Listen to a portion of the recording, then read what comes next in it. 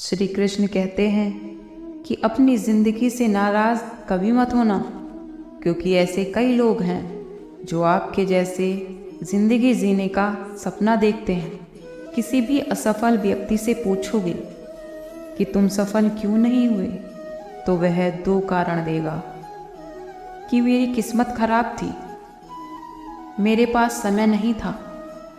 कोई भरोसा तोड़े तो उसका धन्यवाद कहना, क्योंकि ये वही लोग होते हैं जो हमें सिखाते हैं कि भरोसा सोच समझ कर करना चाहिए। समस्या से निपटना है तो उसका हल ढूंढो, बहाने नहीं। जब तुम्हें प्रेम करने वाला तुम्हें परेशान करना छोड़ दे, तो समझ जाना कि तुमने उसे खो दिया है। यदि आप सही हैं तो आपको गुस्सा होने की ज़रूरत नहीं है। यदि आप गलत हैं तो आपको गुस्सा होने का हक भी नहीं है।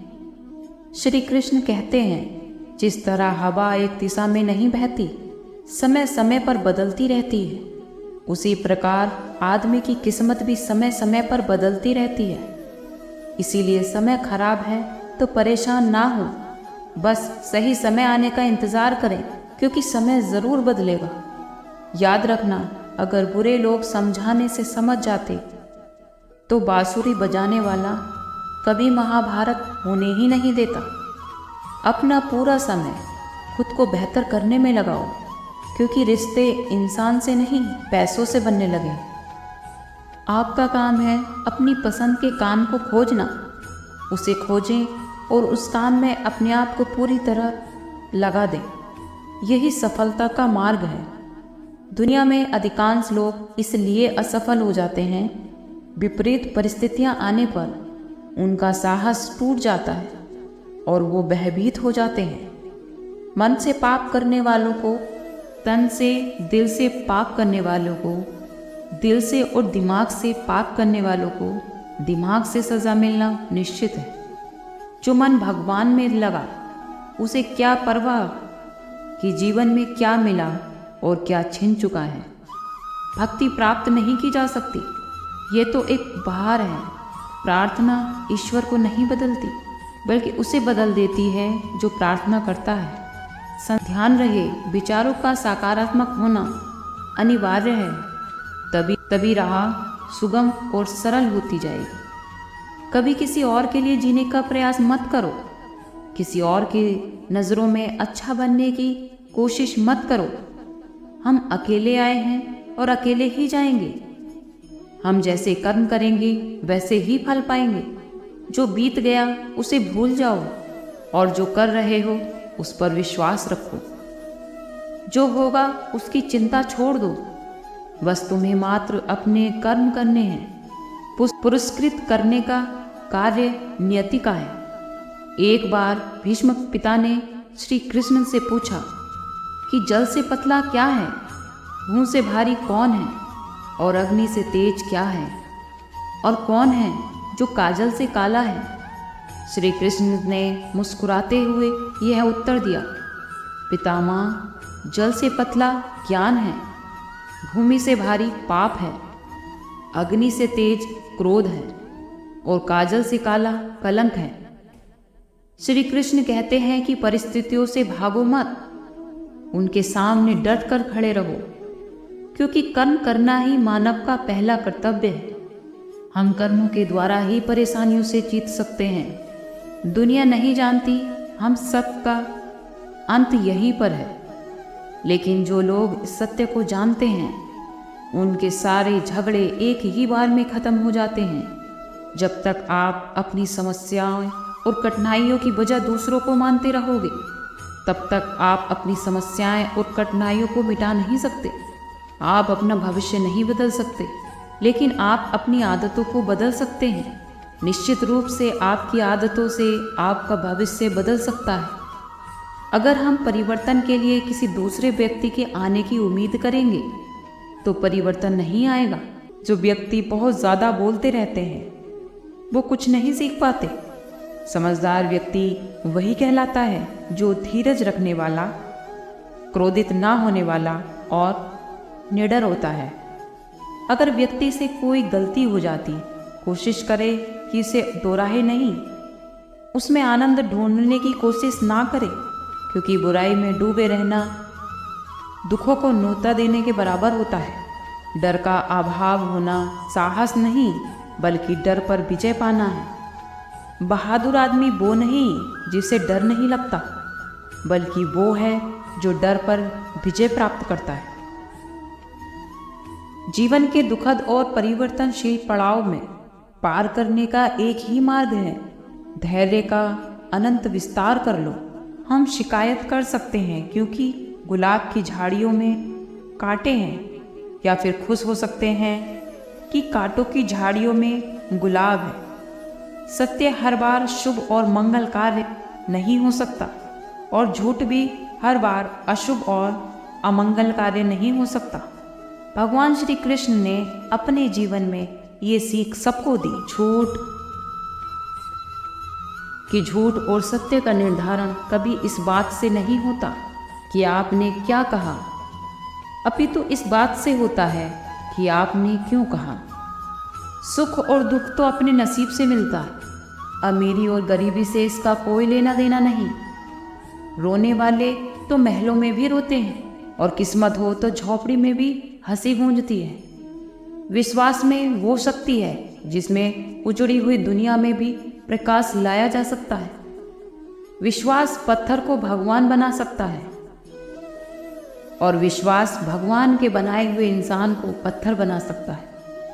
किसी की यादों में घुट घुट कर मरने से अच्छा है कि अपनी ताकत को अपने लक्ष्य पर लगाओ। इतने सफल बन जाओ कि आपको छोड़ने वाला पछताने लगे। कामयाब व्यक्ति की चमक लोगों को दिखाई देती है। उसने कितने अंधेरे देखे हैं यह कोई नहीं जानता। यदि सपने सच नहीं हो रहे हों तो रास्ते बदलो, सिद्धांत नहीं। क्योंकि पेड़ हमेशा पत्तियां बदलते हैं, जड़ें नहीं। कोई भी व्यक्ति सर मुंडाने से या फिर उसकी जाति से या फिर किसी भी परिवार में जन्म लेने से संत नहीं बन जाता। जिस व्यक्ति में सच्चाई और विवेक होता है वही धन्य है, वही संत है। दर्द तो तय है, यह आपके हाथ में नहीं है। हाँ, दुखी होना या ना होना वो आपके हाथ में है। चंदन का पेड़ पूरे संसार में अपनी सुगंध के लिए जाना जाता है, पर यही संसार अक्सर भूल जाता है कि यही चंदन के वृक्ष पर संसार के सबसे जहरीले सांप होते हैं। इसीलिए अत्यंत मीठा बोलने वाला व्यक्ति अंदर ही अंदर चतुरता का भाव भी रख सकता है। इसीलिए सोच समझकर ही किसी पर विश्वास करें। जैसे किसी पाषाण से अगर सोना बनाना हो तो उसे घिसना पड़ता है, तपना पड़ता है और आग में जलना भी पड़ता है। उसी तरह एक सफल व्यक्ति बनने के लिए बदल जाते हैं। कुछ लोग आपसे ही सीखकर आपको सिखाने लगते हैं। मंदिरों में क्यों ढूंढते हो उसे? वो तो वहाँ भी है जहाँ तुम गुनाह और अपराध करते हो। समस्याएं इतनी ताकतवर नहीं होती जितना हम इन्हें मान लेते हैं। कभी सुना है कि अंधेरे ने सुबह ही ना होने दी हो? खुश रहने का बस एक ही मंत्र है, उम्मीद सिर्फ और सिर्फ खुद से रखो, किसी और इंसान से नहीं। लोग अगर थोड़े से काबिल हो जाते हैं तो दूसरों को बेवकूफ़ समझने लगते हैं। आदमी के शब्द नहीं बोलते, बल्कि उसका वक्त बोलता है। ना जाने किस बात पर इंसान को नाज है, जो आखिरी सफ़र के लिए भी दूसरों का मोहताज है। नज़र भी क्या चीज़ है जो उसी को ढूंढती है जो उसे नज़रअंदाज करे। वजह चाहे जो भी हो, धोखा आखिर धोखा ही होता है। रिश्तों की खूबसूरती एक दूसरे की बात समझने में है। खुद के जैसा इंसान तलाश करोगे तो अकेले ही रह जाओगे। एक छोटे से गांव में एक आदमी रहता था। उसके घर के पास एक पहाड़ था। वो रोज़ सुबह उस पहाड़ पर जाता और वहाँ थोड़ी देर बैठता और फिर वापस आ जाता। रोज़ की तरह वो सुबह सुबह जा रहा था। पीछे से उसका छोटा सा बेटा आया। उसने आकर के उसका हाथ पकड़ लिया और कहा कि मैं भी आपके साथ चलूँगा। उसने पहले तो थोड़ा समझाया और मना किया। कहा कि जो रास्ता है वो बहुत ही छोटा है और चढ़ाई बहुत ही ज़्यादा, तो तुम मेरे साथ नहीं चल पाओगे। लेकिन फिर भी जब उस बेटे ने जिद की तो उसके पिता मान गए। वो दोनों पहाड़ पर चढ़ने लगे। पिता ने बेटे का हाथ पकड़ा हुआ था। बाईं साइड पहाड़ थी और दाईं साइड खाई थी और रास्ता बहुत ही छोटा था। वो पहाड़ की चोटी तक पहुंचने ही वाले थे, तभी रास्ते में एक बड़ा सा पत्थर आया। पिता उस रास्ते से रोज आते जाते थे, तो उनको पता था कि वहाँ पर पत्थर है, तो वो साइड से निकल गए। लेकिन जो वो बेटा था उसका ध्यान कहीं और था, तो उसका घुटना जाकर के बड़े से पत्थर से टकराया। तो उस बच्चे के मुंह से एक चीख निकली और जैसे ही वो चीखा उसकी आवाज़ उन पहाड़ों में गूंजने लगी। उससे पहले उस बच्चे ने कभी भी अपनी आवाज़ की गूंज नहीं सुनी थी, तो उसे समझ नहीं आ रहा था कि ये क्या हो रहा है। वह अंदर से थोड़ा सा घबरा गया था और उसे लगा कि शायद कहीं कोई है जो छुपकर उसे देख रहा है और उसका मजाक उड़ा रहा है। फिर उस बच्चे ने बोला, कौन हो तुम?